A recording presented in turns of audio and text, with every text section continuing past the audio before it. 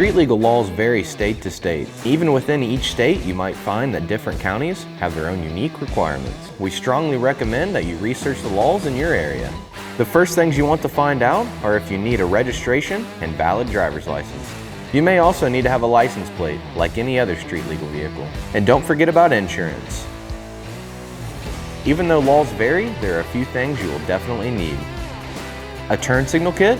Super ATV offers both universal turn signal kits and model-specific kits. You will also need DOT-approved tires.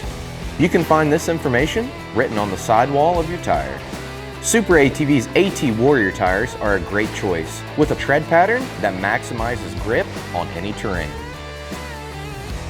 Mirrors are also required, and in some states, a windshield. All of which can be purchased from superatv.com. You may also be required to have headlights and taillights, brake lights, a horn, speedometer, and seat belts. To find out the specifics of street legal riding in your state, you can consult one of the following websites.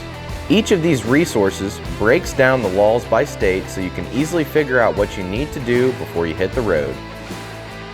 And don't forget to stay safe while you're out on the roads, and be sure to check out superatv.com for all your off-road or on-road accessories.